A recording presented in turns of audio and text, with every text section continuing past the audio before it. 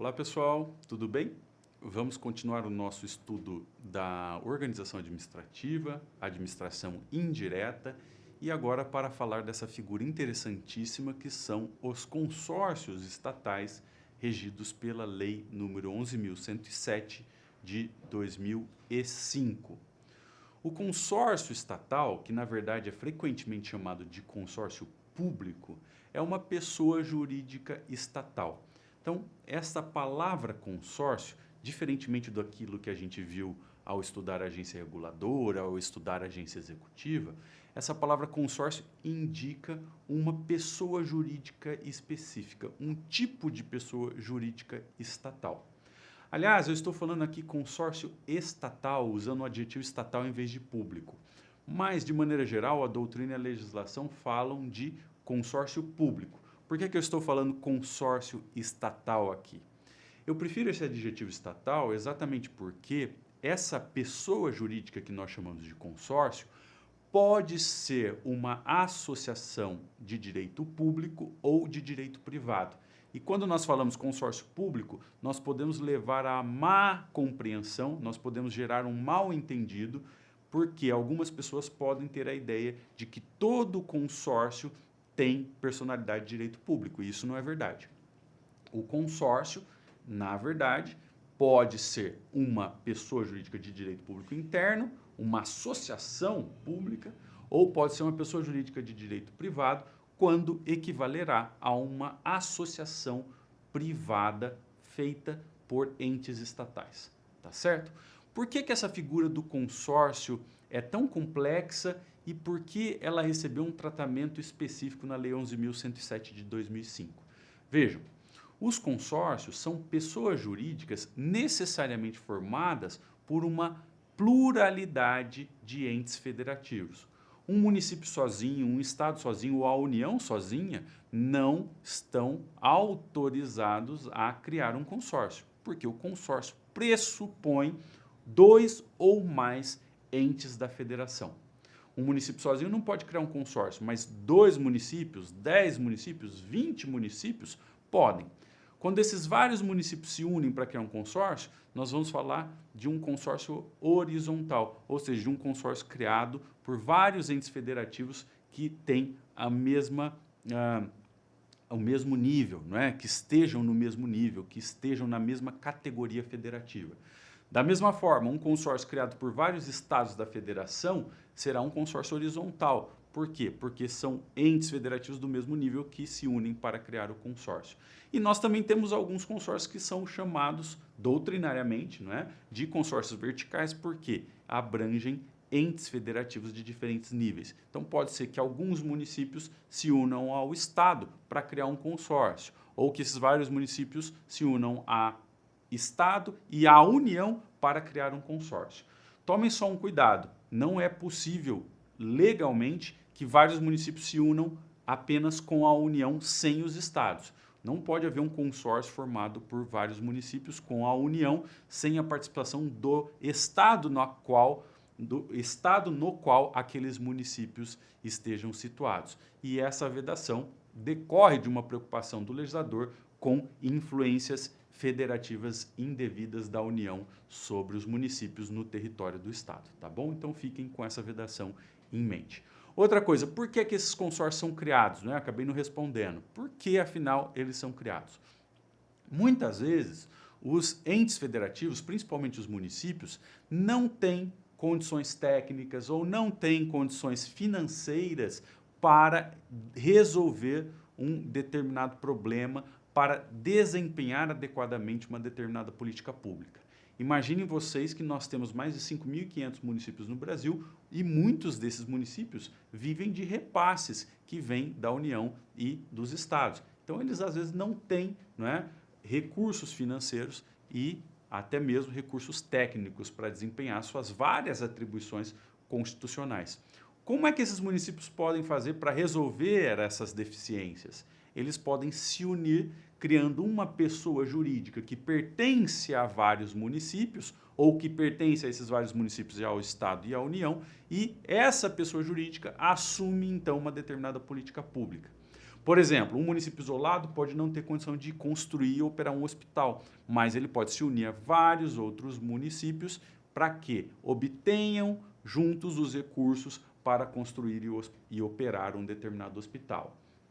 Vários municípios podem não ter condições de fazer a coleta e o tratamento de resíduos. Então, para isso, eles podem se unir num consórcio e prestar esse serviço de tratamento de resíduos de maneira regionalizada, tá certo? Então, o consórcio é uma figura interessantíssima porque permite viabilizar a cooperação federativa tão importante num país com muitos municípios, principalmente, sem condições financeiras ou sem condições técnicas para desempenhar suas atribuições.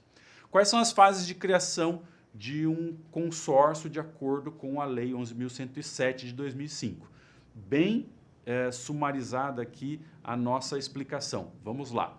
Em primeiro lugar, é preciso que se firme um protocolo de intenções. Esse protocolo vai dizer qual é o nome do consórcio, qual é a sua finalidade, quais serão as suas atribuições e poderes e assim por diante.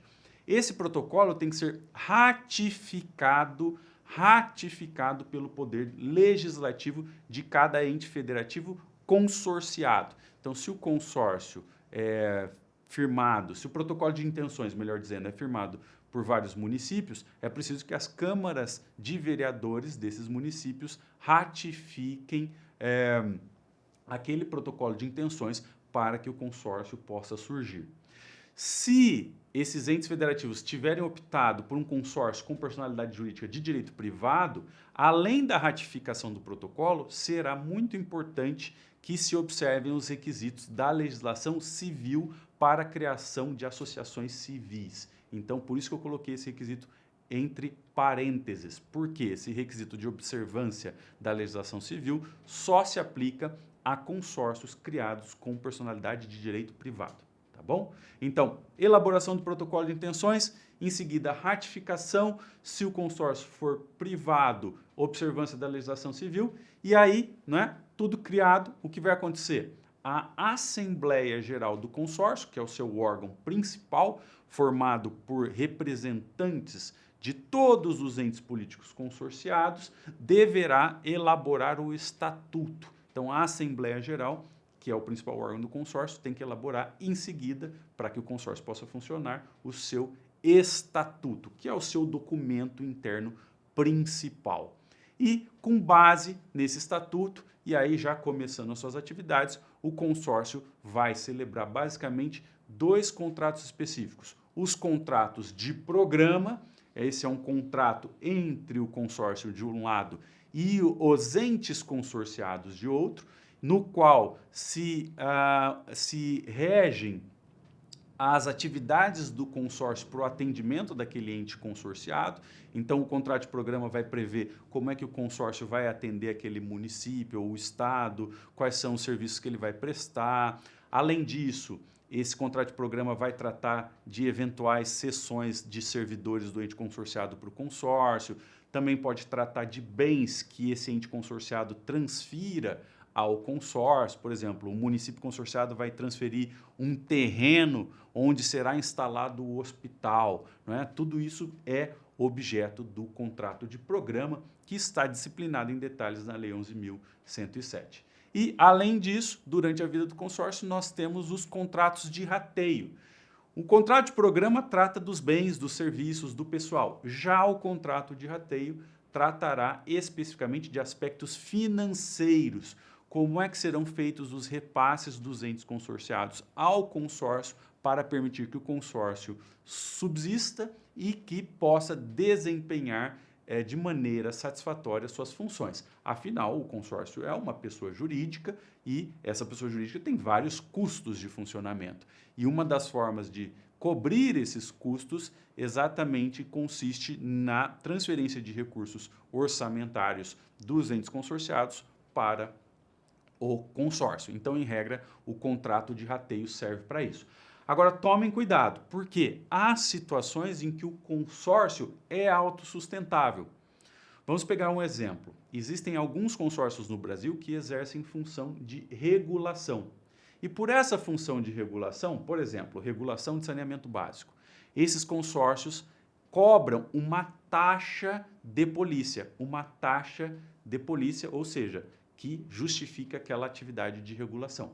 Essa taxa é paga pelos regulados para o consórcio com função regulatória. E muitos consórcios que exercem função regulatória sobrevivem com os valores dessas taxas e aí não necessitam firmar os contratos de rateio porque eles não dependem do repasse de recursos financeiros dos entes consorciados, tá bom? Então, o contrato de rateio e o contrato de programa, eles podem ou não ser usados, tá? Eles podem ou não ser usados para viabilizar aí as funções dos consórcios. Bom, vamos falar agora um pouquinho sobre os poderes dos consórcios.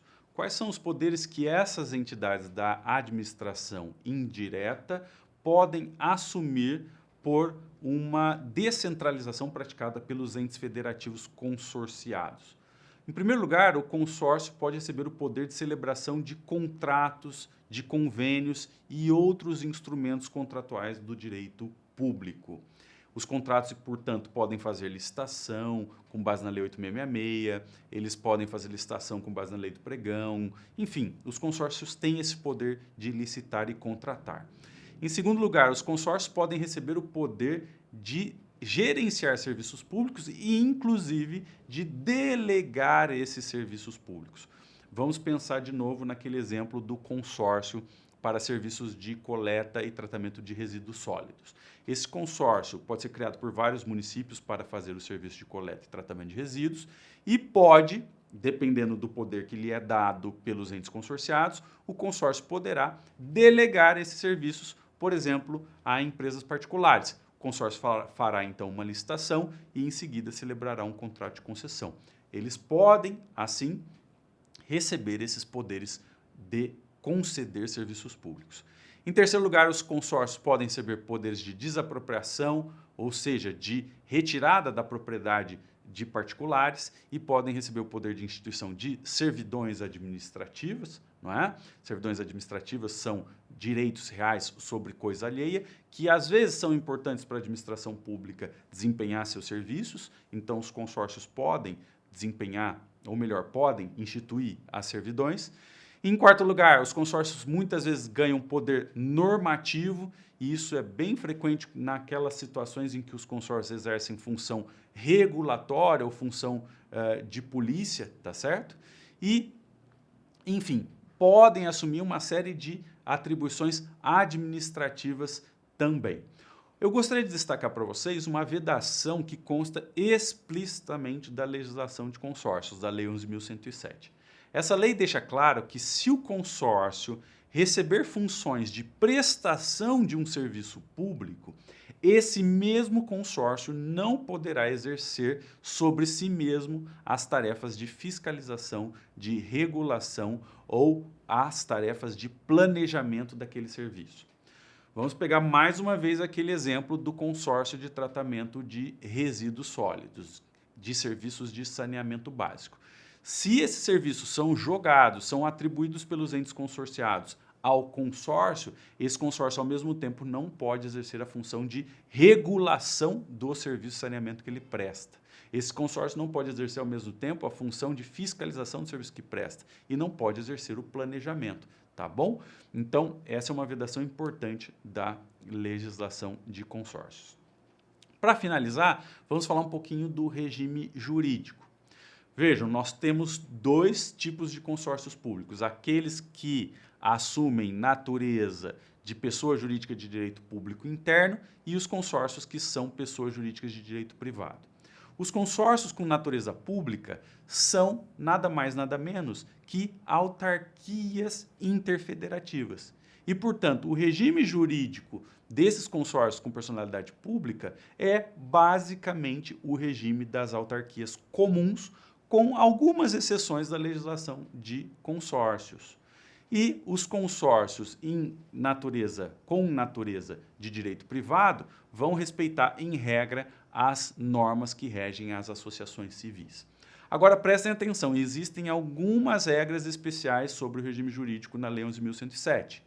Vejam, os servidores dos consórcios, aqueles que são contratados pelo próprio consórcio, devem necessariamente seguir o regime seletista. Então, se o consórcio abre um concurso público para contratar regulador, para contratar um procurador, para contratar um economista, necessariamente esses profissionais entrarão num regime seletista.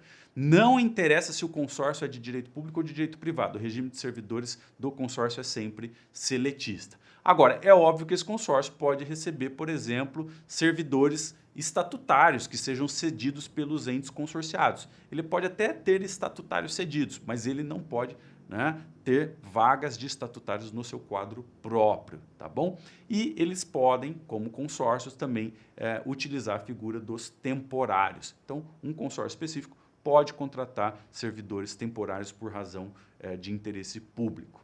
E em relação ao controle das atividades do consórcio, nós também temos algumas peculiaridades. Os consórcios têm uma assembleia, como eu já disse a vocês, e em regra uma diretoria. Nessa assembleia nós vamos ter os chefes do Poder Executivo de todos os entes consorciados. Então, se nós tivermos lá um consórcio intermunicipal, a assembleia será formada pelos prefeitos, que são os chefes do Poder Executivo dos entes consorciados municípios. Tá bom? Como é que vai ser feita a prestação de contas das atividades desses consórcios? A prestação de contas vai ser levada a inúmeros tribunais de contas ou não? Vejam, pela legislação, aquele chefe do executivo que responde, que representa o consórcio num determinado momento, será responsável também pela prestação de contas, que deverá ser enviada para o Tribunal de Contas, competente para fiscalizar a entidade consorciada, ou melhor, o nível federativo de que é parte aquele chefe do executivo. Parece confuso isso, né? Eu vou tentar explicar com um exemplo para ficar mais claro. Se nós tivermos um consórcio formado por municípios, pelos estados e pela União, e se num determinado momento o presidente daquele consórcio é o prefeito de um município, então a prestação de contas vai ser mandada para o Tribunal de Contas, que fiscaliza aquele município. Se num outro ano aquele consórcio é presidido pelo governador do estado, então o governador do estado vai mandar a prestação de contas do consórcio para o Tribunal de Contas Estadual, que fiscaliza aquele estado, tá certo? Se o presidente do consórcio é o chefe do executivo da União, então a prestação de contas vai ser encaminhada para o Tribunal de Contas da União, tá certo? Então, essa é a regra prevista ali na lei de consórcios. E com isso nós encerramos esse panorama, deixando aí para vocês algumas referências bibliográficas interessantes. Uma obra do professor Zé dos Santos Carvalho Filho sobre consórcios públicos, também uma obra da professora Odete Medawar e do professor Gustavo Justino, que comenta a figura dos consórcios públicos na Lei 11.107, e uma monografia um pouco mais teórica do Ciro de Benatti Galvão, lá de Minas Gerais, que trata dos consórcios públicos também. Tá certo? Um grande abraço.